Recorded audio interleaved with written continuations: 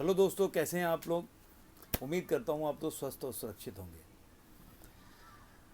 किसी भी व्यक्ति से आज के समाज में आप हालचाल पूछिए तो कोई 100 में से एक व्यक्ति मिलेगा जो बोलेगा जी मैं सुखी हूँ या अच्छा हूँ।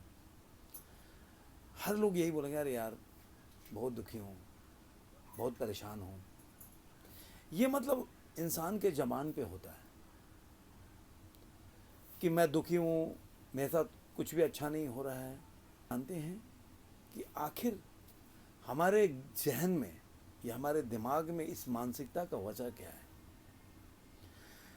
आपको एक महात्मा बुद्ध की एक छोटी सी कहानी सुनाता हूँ, फिर उसके बाद आपको समझाने का प्रयास करूँगा कि असल में इस दुखों का कारण क्या है। और उम्मीद करता हूँ आप समझ भी जाएंगे। समझ जाएंगे तो आपके लिए अच्छा होगा। तो चलिए कहानी को शुरू करते हैं। अगर आपने 3 दिन मेरा इंतज़ार किया और मेरे धैर्य से मेरे प्रवचन को सुना तो मैं कल आपको एक जगह लेके चलूँगा। दूसरे दिन जैसा कि महात्मा बुद्ध ने उस व्यक्ति को बोला था, उसको बुलाया और एक दूसरे गांव की तरफ उसको बोल सकते हैं अवस्था में है, मतलब मौत की प्रतीक्षा कर रहा था। महात्मा बुद्ध को देखा, बहुत खुश हुआ, बोला बस आप ही की इंतज़ार थी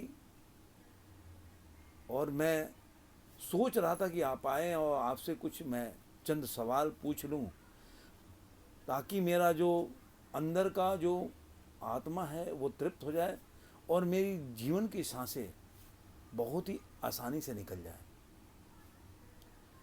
महात्मा बुद्ध उसके बिस्तर पर बैठ गए। उसके बाद वो बोला कि देखिए मैं कितना खुश था पहले, जब मैं बचपन में था, मैं खेलता था, तभी मैं सोचता नहीं था कि मेरे पास क्या है और कल क्या होगा। ऐसे ताने सुनने के बाद मेरे ज़िंदगी में एक भावना जगी कि नहीं मुझे तो कुछ करना है। और जैसे जैसे मैं बड़ा होने लगा वैसे वैसे ये बातें घर तक ना सीमित होकर समाज तक जाने लगी। समाज के लोग भी बोलते देखो उसका फलाना का लड़का कितना होनहार है या इस चीज़ में निपुण है, इसमें बहुत ही कौशल है। ऐसे से लोग तुलना करके और मेरे को बोलते थे। तो एक टाइम के बाद मुझे लगने लगा कि नहीं मुझे भी कुछ करना है। और ये ठान के मैंने अपने ज़िंदगी में व्यापार को शुरू किया और दिनों दिन मैं काफ़ी पैसे कमा लिया। और जब पैसे कमा लिया तो गांव के लोग मेरी इज्जत करने लगे। एक अच्छी युवती से मेरी शादी हो गई और घर भी उसका अच्छा था, मतलब एक अच्छे घर में मेरी शादी हो गई, बच्चे भी अच्छे हुए और ज़िंदगी भी बहुत गुजरता रहा। फिर मुझे लगा कि बच्चों के लिए और भी कुछ क्योंकि मेरी फैमिली बड़ी होती जा रही है, परिवार, तो कुछ और भी धन अर्जित करना चाहिए, कुछ और भी संपत्ति अर्जित करना चाहिए। और भी भूख मेरी बढ़ गई कि कुछ और करना है। इस चक्कर में मैंने और प्रयास किया और ऐसे देखते देखते मैंने काफ़ी कुछ पा लिया।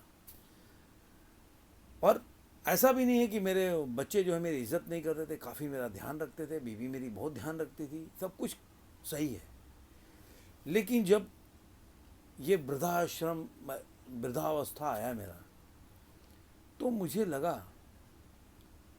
कि कुछ तो कमी है, कि मैं हमेशा कुछ पाने के लिए लगा रहता हूँ लेकिन पाने के बाद मुझे वो खुशी नहीं मिल रही है। तो आप मेरे को ऐसा कोई मंत्र दें कि जब मैं अपने ज़िंदगी का आखिरी सांस लूँ, मेरे जीवन का आखिरी सांस निकले तो बहुत ही इत्मीनान के साथ, सुकून के साथ निकले, कि मुझे कोई व्यथा ना हो कि मैंने ज़िंदगी में सुख नहीं मिला। तो उन्होंने फिर तथागत महात्मा बुद्ध ने उस व्यक्ति से सवाल पूछा, तुमने अभी बोला जब अपने जीवन की पूरी कहानी घटनाएं सुनाया तो बोला कि बचपन में मैं बहुत खुश था तुम्हारे पास क्या था तभी? कह रहा कुछ नहीं था, मेरे पिताजी भी कोई मामूली आदमी थे और कुछ ऐसा नहीं था कि कुछ बहुत कुछ हमारे पास था। तो आपने सोचा कि उसमें मेरे को खुशी क्यों हुई? क्योंकि जब आप बच्चे होते हो तो आप ना भूत में सोचते हो ना भविष्य में सोचते हो, मतलब ना कोई प्लानिंग करते हो कि मैं कल कैसा क्या करूँगा, और ना भूत में सोचते हो कि मैंने जो किया वो गलत कैसे हो गया। आप पूरा 100% जो भी आपका अंदर जो शक्ति है वो पूरा उस जो आपका प्रेजेंट है उसमें लगा देते हो, चाहे खेल हो या कोई, आप भूल जाते हो, आप वो चीज़ में लग जाते हो। तो आप ये महसूस नहीं करते कि क्या गया और क्या आने वाला है। हमारे सारे दुखों का कारण यही है, क्योंकि हम जब बच्चे होते हैं तो क्यों लोग बोलते हैं कि बच्चों में भगवान बसता है? क्योंकि भगवान जो होता है वो भी प्रेजेंट में जीता है और बच्चे भी प्रेजेंट में जीते हैं। जो भविष्य और भूत में फंस जाता है वो कभी भी पेंडुलम की तरह लटकता रहता है, कुछ पाता नहीं है, कुछ मिलता भी नहीं है। और यही सारी दुखों का कारण है। हम हमेशा सोचते रहते हैं कि हमारे ज़िंदगी में क्या होने वाला है। जो चीज़ मिल गया उस, मान लीजिए जो नहीं मिला आपको, चलो वो तो नहीं मिला आपको, लेकिन जो मिला हुआ है, जो आपके पास है, कभी आप इसके विषय में भी नहीं सोचते कि चलो कुछ तो मिला मेरे को ज़िंदगी में, तो कुछ का तो मज़ा ले लें। हमें कुछ का मज़ा भी नहीं लेना है, हमें तो कुछ और लेने के या कुछ और पाने के चक्कर में उस कुछ जो मिला हुआ है उसको भूल जाना है, उसको सोचना ही नहीं है। हम हमेशा टारगेट फिक्स करते हैं, एक टारगेट ख़त्म होता है, दूसरा टारगेट हमारे सामने खड़ा होता है, हमें मौका भी नहीं मिलता कि जो टारगेट हमने अचीव किया है उसका मज़ा तो ले लें, उसका आनंद तो ले लें।